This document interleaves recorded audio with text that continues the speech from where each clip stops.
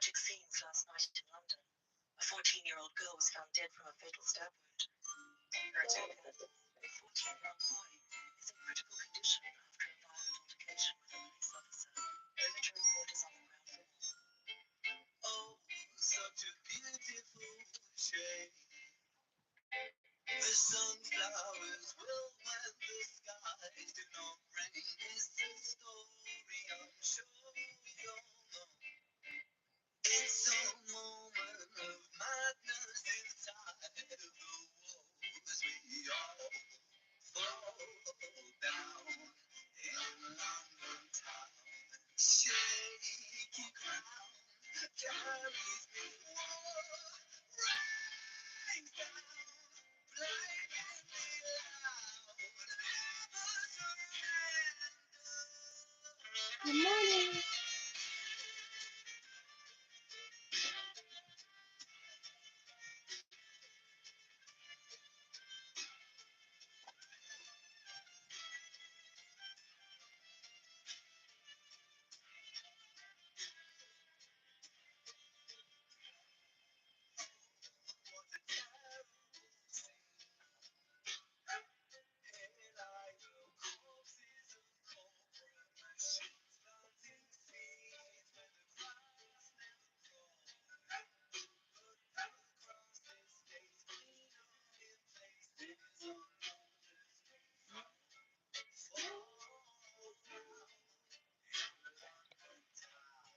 Morning, Marianne.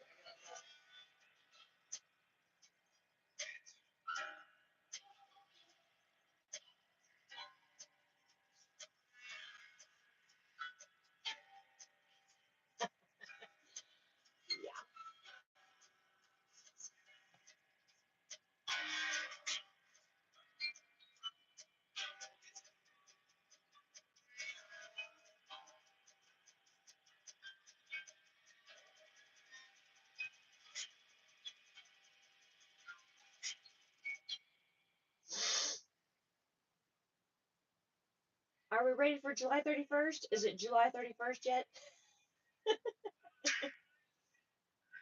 And how many times have you watched Vincent's Tale? Anyone? How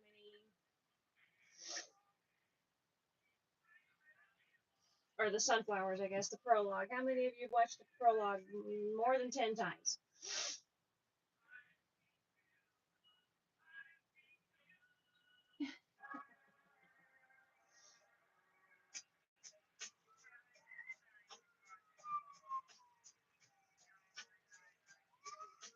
You're on line 99. All right, that's the line. You're on line 99. What does that mean? Anyone? Do you guys know what that means?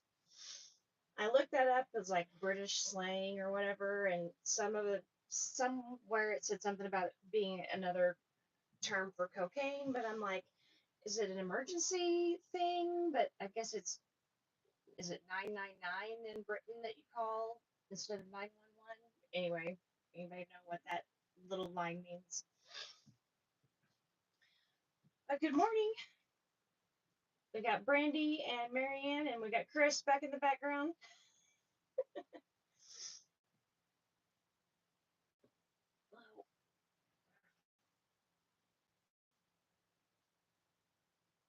Oh, I hadn't done the Don McLean.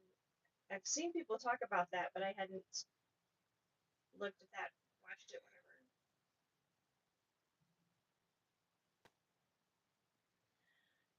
Okay.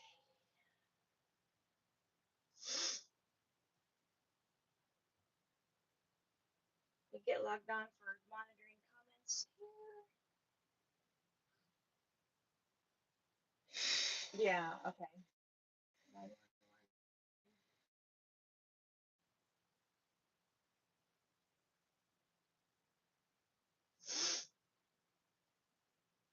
All right, well, good morning.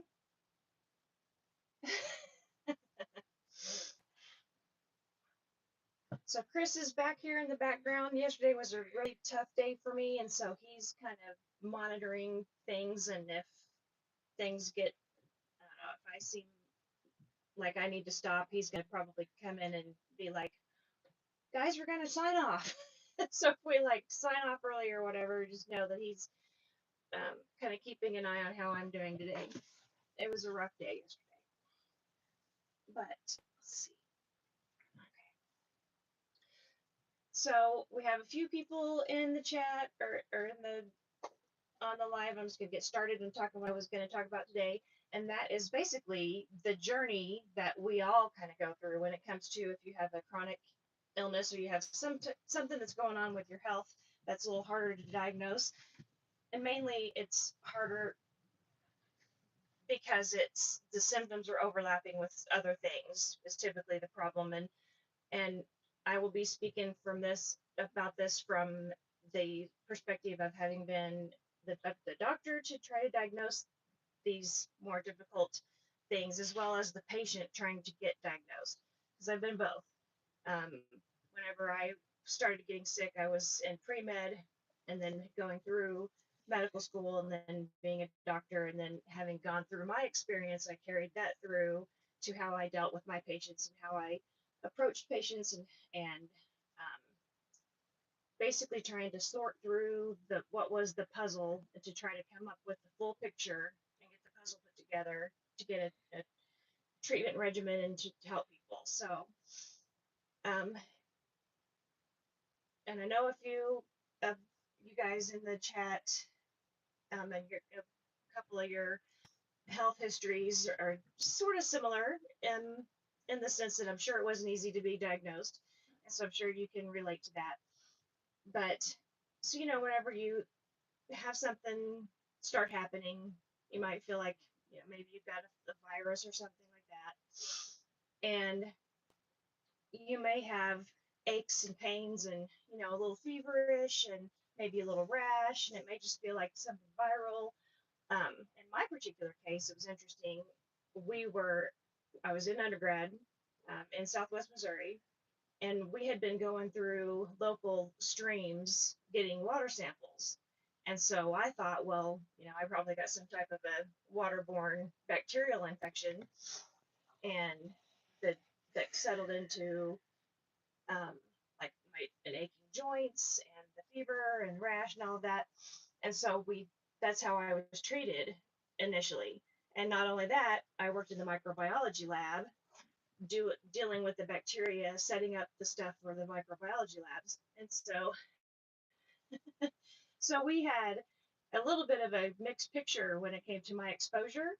And so there was a while before it really occurred to myself or to my physician that this isn't bacterial when we were treating it as bacterial.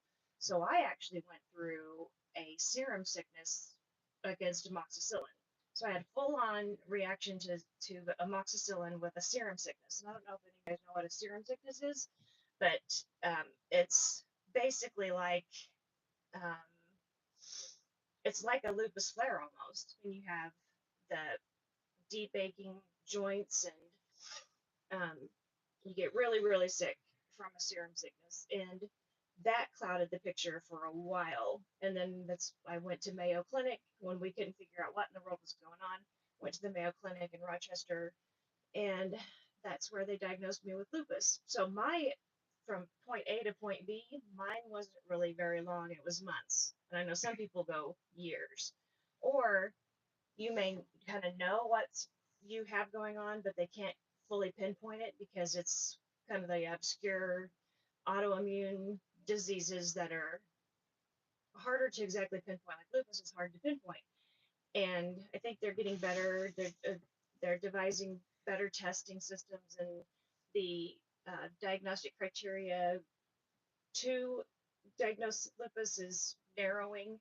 And so there's things that are improving, but some things are like POTS and MCAS and even MS. There's a lot of things out there that are really just hard to diagnose. Um, and I think the hardest part is if you can't get someone to actually listen to you.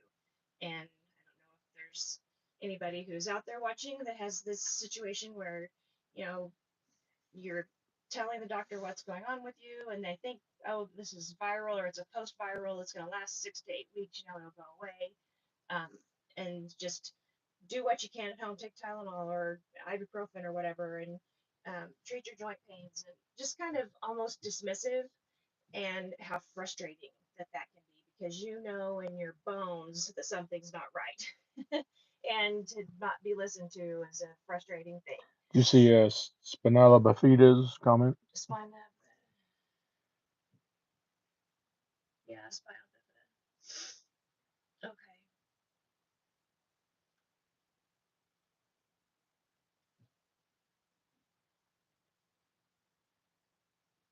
Oh wow. Okay, so I just was reading on spinal bifida. So just a hard shiver and it's done. And is that related to the spinal bifida, or is that completely separate? I'm wondering. Are those two separate things, or do they say that it's related?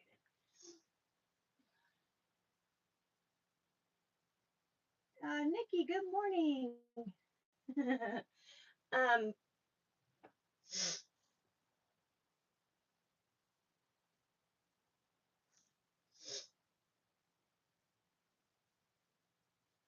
boy, I wish I could see without. Oh no.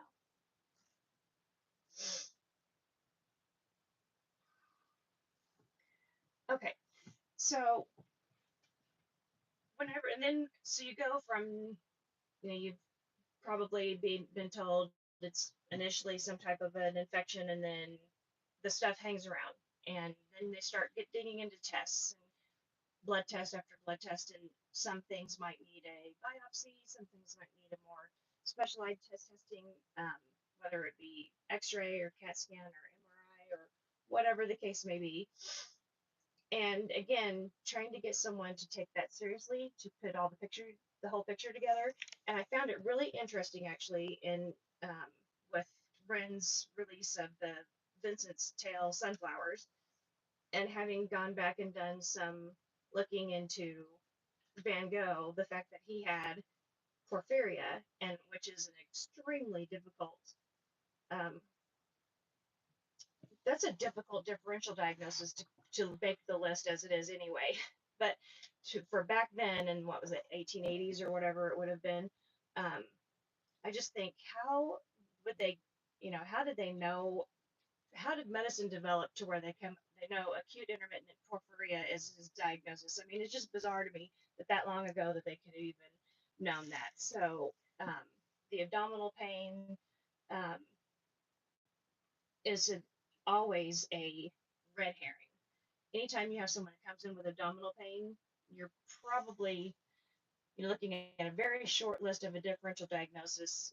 Something more like an acute surgical type of a thing, where it would be an appendicitis or um, cholecystitis or something along that lines, even just an ulcer. You're probably not going to be looking at someone and going, "Oh, you have abdominal pain, that's porphyria," you know, and or maybe they don't have a rash yet or whatever. But anyway, so just those obscure things that are more difficult to get diagnosed in the testing that you have to go through. And then the waiting game. You have your primary doctor that you got to see, and then you have to wait around until the tests get resulted, and then decide, well, what's the next move? Do I go to a dermatologist if I have a rash? Do I go to a neurologist if I have some type of neurological symptoms? Or to whomever, rheumatologist, whatever the ologist may be. And then it's weeks or months, depending on where you are, what your access to healthcare is, what country you live in. Um, and again, so that just delays the diagnosis even further. And in the meantime, what are you doing? Like, you're suffering. You're trying to go from day to day, just living day to day. In my instance, I was just trying to go from one class to another and pass one test, pass the next test, so that I could get into medical school. It was a nightmare. Um, but even then, whenever you get diagnosed, I still have things that are coming up. Like, I'm like spinal bifida. I also just recently have diagnosed with, or had seizures added to my list of complications, and have had a couple of episodes of just going full blown several days of a psychotic um, event, if you want to call it, like 4 or 5 days straight of just not being in my right mind. And so adding on new things, and I'm still waiting to see a neurologist. I actually don't have, when is it made? November? November. I don't have an appointment with a neurologist until freaking November, and that hospitalization happened in March. So it's a nightmare. But with that being said, though, I am on medicine and for it preemptively, but it's not very well controlled. So I have symptoms a lot from that, just not feeling right,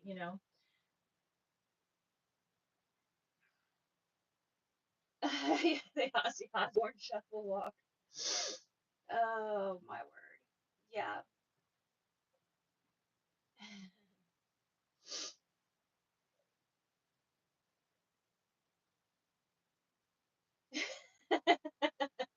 Yeah, that we would, I mean, we should almost probably make videos of ourselves doing our own little crip walks, what our cripple walks are.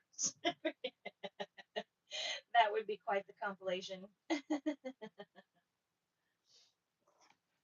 And yeah, it's like you the walk is different if you're standing for a while and then you start to walk, you got one kind of a walk, one kind of a crip walk. If you go from sitting to standing and then you try to walk, then you got a different kind of a crip walk. So you've got variations of your walk. I hear what you're saying. I know what you mean.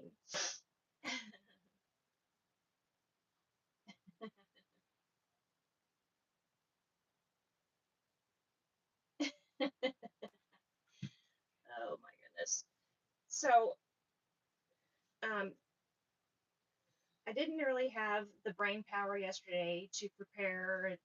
It's too much to organize. Chris is like, "Are you up for this today? What are you gonna talk about?" And I'm like, "Yeah, we're gonna do this." And I was like, I have really nothing prepared other than just I said that I was gonna talk about the diagnosis to, or the onset of symptoms to getting to a diagnosis, but I'm having a bit of it's a brain fry day. Like, my brain is just not cooperating this morning. So whatever you guys want to chat back and forth about would be lovely, and then that can direct the rest of the conversation, because my brain's just not wanting to be very cooperative. Holy cow, Marianne! And is that from long-term steroid use, possibly?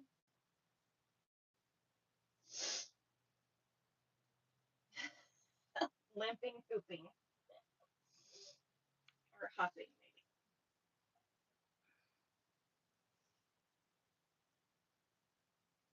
Thank you, Nikki. You guys are always so great.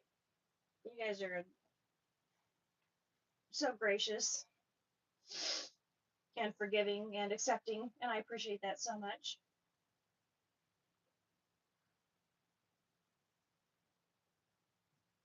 I started to watch the show Unrest yesterday, and um, I actually reached out to the gal who did the show, Jennifer. I reached out to her, and so I'm hoping to hear back from her, because I would actually love to do a reaction with her permission and post some of the clips from the movie, and then Chris and I, because he just saw a couple of minutes of it and he was adding in his own, commentary, and I was like maybe 15 minutes into the show, and I was like, this could be something that could be good for us to talk about and expand on in our own story. And but I don't want to, jump on her project that she has and without her permission post something. So, but that show Unrest looks like it's going to be an emotional watch for me.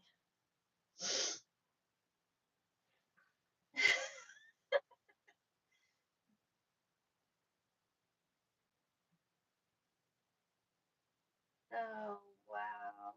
No way. That's spinalo bifida. That is awful. Yeah, and necrosis in the hips. Yeah. That's wow. And I assume that was because it was late and maybe thinking you were just out maybe drinking or something or just trying to figure out what you're doing out so late. That's crazy.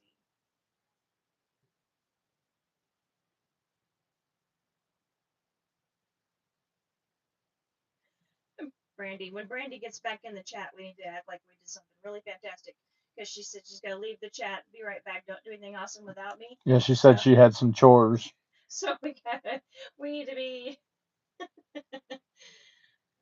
Did you see that Mariana has a bad tremor? Yeah. Yeah. Man, we are just quite the crew, aren't we? I mean, we got some stuff. We, we got some stuff that we deal with, and that's what makes this little group so amazing is because there's, like most generally we over intersect each other's symptoms and understand and can relate to what's going on. Except I can't imagine having to show my scar to a police officer because I was out on the road late at night driving after closing up Taco Bell. I'm not sure how I would react to that other than with pure embarrassment. I'd call the police. That would be awful.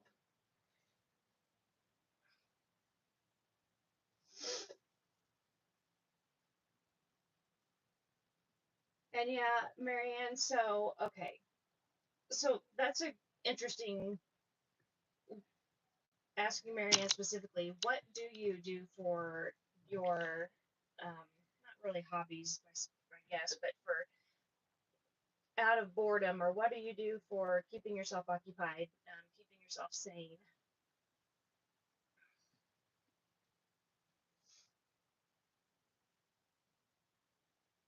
Yeah. Drunk because of the walk and off work at 2 a.m.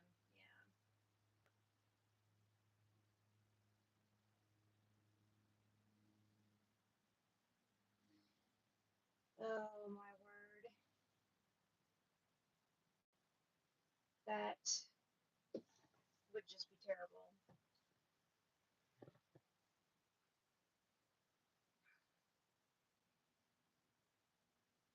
There's so many things that I used to like doing that I just don't really do anymore because of either pain in my hands or, my brain not cooperating. Like, even there's times now where watching TV is hard. Yeah.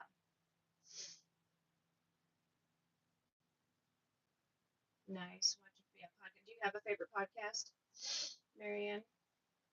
Whenever, like yesterday, I don't know, it was just kind of was almost out of nowhere, right, babe? I mean, I didn't have anything. Oh, I didn't sleep very You well didn't the night. sleep. I did sleep very well the night before, so that would have been like Friday night. I didn't sleep very well, and so yesterday, I mean, I was all crazy sound sensitive and couldn't really move my head very much, and I wasn't talking very much because it was just really my head was super affected. So even just watching TV, like, just sitting there, just trying to zone into my own little space and just be like, just closed off to everything. Ears closed off, eyes closed off. Just trying not to do much of anything. What I did do was I ate a bunch of chocolate chip cookies that I had made the day before, though. I had probably, I don't know, 6 to 12 of those chocolate chip cookies that I had made. Oh, Lordy.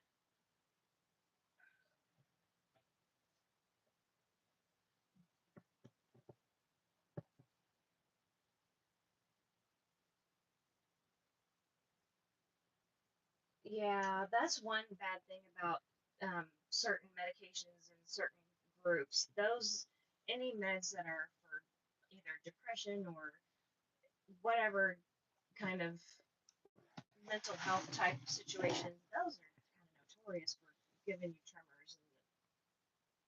And like, you don't need one more thing. Yeah.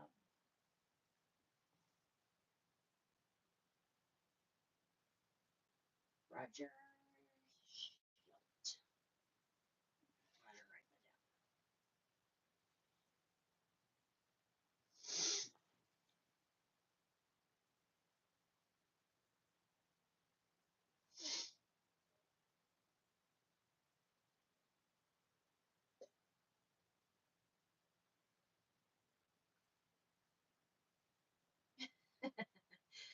And Brandy's back in the house. Darn it, you didn't miss much, Brandy.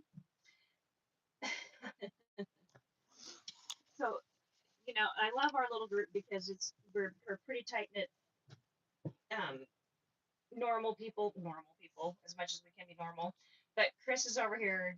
He's a motorcycle enthusiast, and so he's got motorcycle races that he likes to watch every weekend.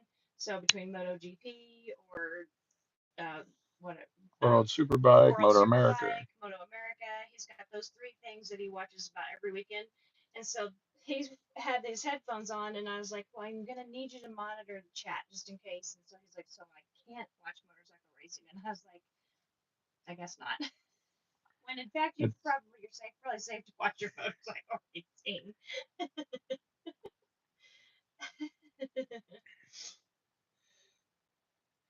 Marianne's is, you can see us going out to eat. All of us, I assume she's talking about. We'll all be crip walking into the restaurant. We'd be a blast, so. Oh my word! I'm not sure which one of us would be able to hold the door for the others.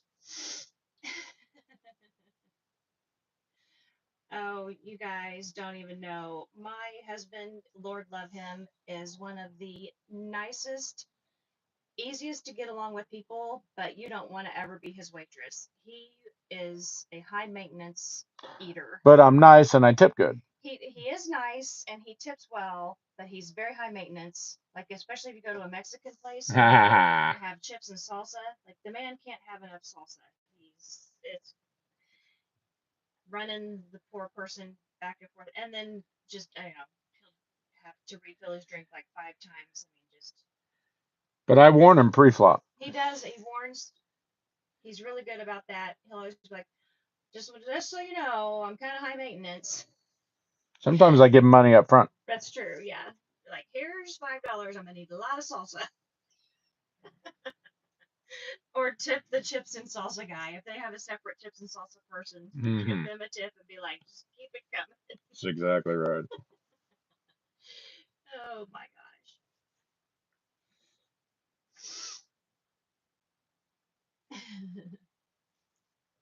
Yeah, whereas I'm like, this is my husband, keep the margaritas coming. You see what I gotta deal with? I'm gonna need this. Oh my word.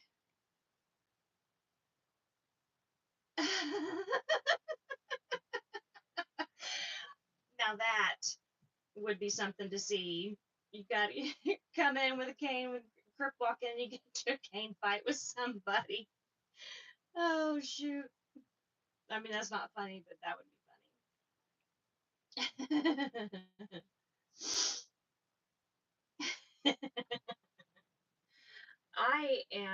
I'm a stubborn individual. I don't know if that has come across yet to anyone, but I'm a very stubborn individual, and I have a cane, and I will rarely use my cane. But actually, honestly, anymore, my hands hurt more when I use my cane than if I just try to tap it out with my ankles and hips and stuff, and just walk without a cane, because then I'm dealing with more pain in my hands from gripping my cane. So I've kind of given up on the cane. And I told Chris, I'm like, one of these days we're just gonna end up, we're just gonna have to get me a wheelchair and push me around. That's what's gonna be happening. But I'm like, I just almost refuse to use a cane anymore. Yeah, Nikki, same. Too stubborn. We're too stubborn for our own good. And Brandy, whoop whoop, sushi, that a girl. I'm with you.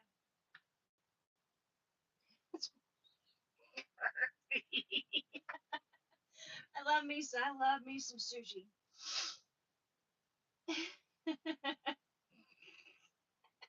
Tim Taylor, the wheelchair. Yes, which is why we will never have a wheelchair, because you would Tim Taylor it. I would be long gone. Like right now, we're on the side of a mountain in Ruidoso, New Mexico, right? So if I had a wheelchair, he'd be out here pushing me down the side of the mountain, and I would just be gone. I would be joining the wild horses down at the bottom of the mountain.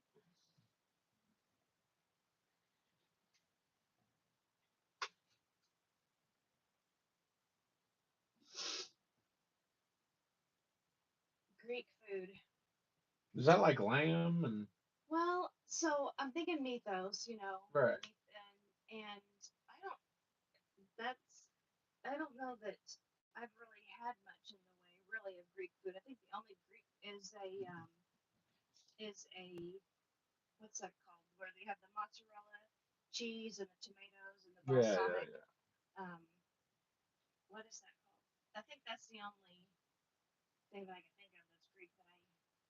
What in the world is that called? Anyway,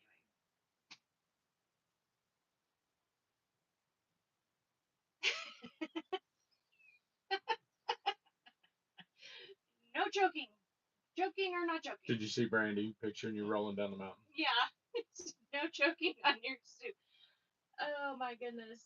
Yeah, that. See what I wrote to that? Anything to help the channel, right? I mean, we can do whatever it takes to make the channel more successful. Maybe we should. Maybe we should go rent or buy a. If they have a VFW down here, maybe we need to go Right. get a wheelchair. Send me down that road. Oh my gosh, I wouldn't. That road is so bumpy. I wouldn't make it even a quarter of a way down before I would fall over.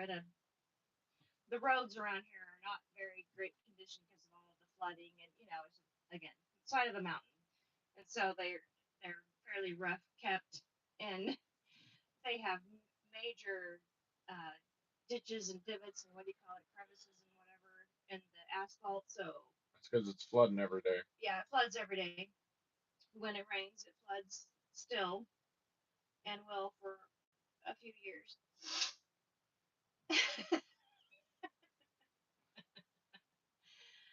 Oh my goodness. Yeah. Let's see. Trying to think. Um, trying to think how it was when the daughter was in the hospital about to give birth. And so Chris is a stepdad, and he doesn't have little ones of his own. And my kids were, oh my gosh, whatever they were, 11 and 13, 12 and 14, something like that. Anyway, and Chris has never been really been around, I guess, pregnant people in general, right? Right. And so the daughter is in the hospital to give birth, and he's just not registering that she's there to actually have the baby. And finally, we're going there, and it finally hit him. Oh my gosh, okay, so this is happening. Like, she's having this baby, and I mean, all I could picture was just if he ever had a child, what that would look like. He would be the guy taking the pregnant woman, running down the hallway in the wheelchair. Baby's coming, the baby's coming. Like being all frantic. You could just see that. You The would hell out of be the way. you would be a mess. Because it was so funny when it finally hit him. Oh, she's having the baby. Like this is in the process of this is having the baby. Okay. Well, good luck with that pumpkin. And he was out. Oh my gosh. It'd be like I got a my pregnant wife is here, need to come drop her off to you and I gotta go.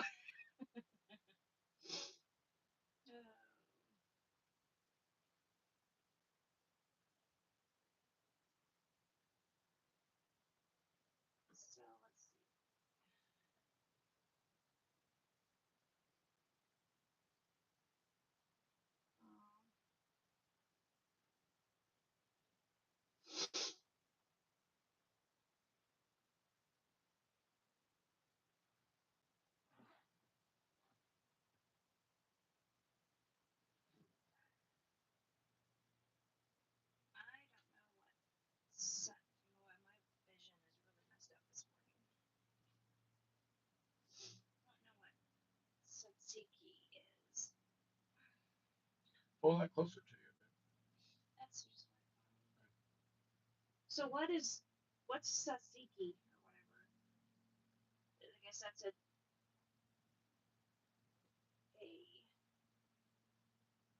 is it a sushi something or other?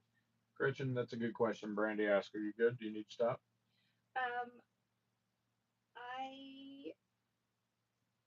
We're probably close to being done. It's been 37 minutes. I'm really uncomfortable and just jumping stuff.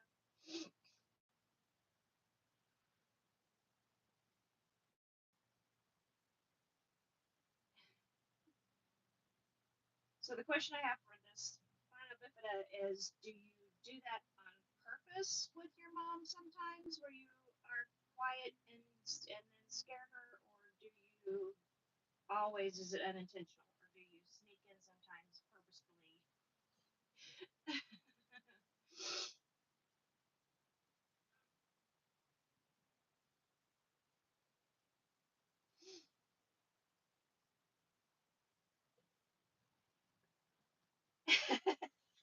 Some of us choked on soup.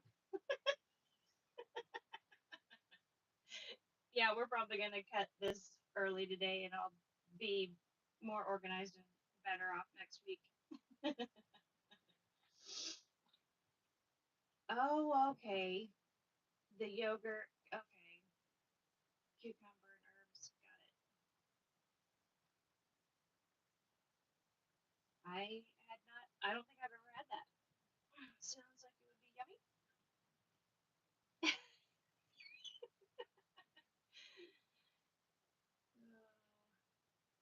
All right, guys. Well, I am so sorry to cut this really short today. But you guys have been a blast, and as always. And who knows, between now and next week, we may have some footage of a wheelchair-bound Gretchen going down the mountainside of Ruidoso, New Mexico. You just never know. We're not gonna do that. Just kidding. All right, guys. You guys have a wonderful day. Thank you for coming in and joining us this morning. And yeah, I know you guys understand, and I appreciate it so much. And love you guys. These people are like your posse. Yeah, we're just a little posse. Have a great day. Smile and make somebody else's day a little bit brighter. Bye, guys. Love y'all. Take care. Have a fantastic Sunday.